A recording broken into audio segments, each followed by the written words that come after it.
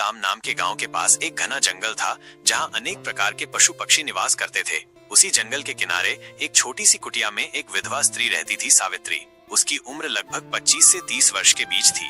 एक साल पहले ही उसके पति का देहांत एक भयानक बीमारी के कारण हो गया था। अब उसका कोई सहारा नहीं था। सावित्री जंगल से लकड़ियां इकट्ठा करती और गांव में सिलाई बुनाई का थोड़ा बहुत काम करके जैसे तैसे जीवन यापन करती थी। वो सुंदर थी, पर उसकी आंखों में एक गहरा दुख छुपा रहता था। गांव के लोग उसकी सुंदरता के पीछे उसके अकेलेपन का उपहास करते थे। उसकी पीठ पीछे तरह तरह की बातें करते थे। एक दिन जब सावित्री जंगल में लकड़ियां इकट्ठा कर रही थी, तभी एक बड़ा सा बंदर पास के पेड़ से उतरकर उसके सामने आकर बैठ गया। सावित्री थोड़ी डर गई, पर जब उसने देखा कि बंदर ने कोई आक्रमण नहीं किया और बस उसे निहार रहा है, तो वो थोड़ा शांत हुई। वो मुस्कुराई और फिर अपने काम में लग गई, लेकिन वो बंदर वहीं बैठा रहा। जब सावित्री लकड़ियों को बांधने लगी, तो वो बंदर उसकी मदद करने लगा। ये देखकर वो आश्चर्यचकित हुई। धीरे धीरे वो बंदर उसका साथी बन गया।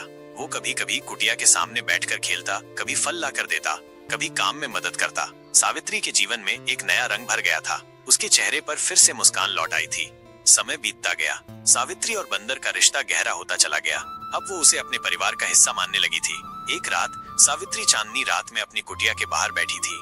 बंदर पास के पेड़ की डाली पर बैठा उसे देख रहा था। सावित्री ने उसे अपनी गोद में उठा लिया और प्यार से उसके सिर पर हाथ फेरने लगी। उस रात पहली बार उसे अपने अकेलेपन का एहसास नहीं हुआ।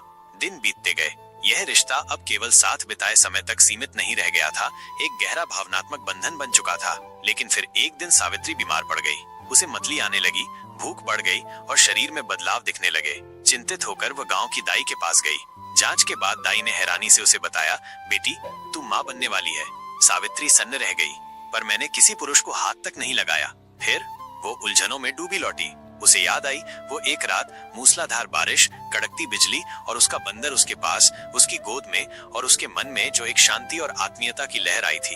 अब वो खुद से सवाल पूछने लगी थी, क्या ये प्रेम था, कोई चमत्कार या कोई अभिशाप? उसके पास कोई उत्तर नहीं था। गांव में बात फैल गई थी कि सावित्री गर्भवती है। गांव वालों ने उसे ताने मारने शुरू कर दिए, पर वो जानती थी कि सच्चाई कुछ और थी। पर क्या?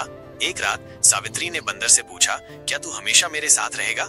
बंदर चुपचाप उसकी गोद में सिर रखकर लेट गया।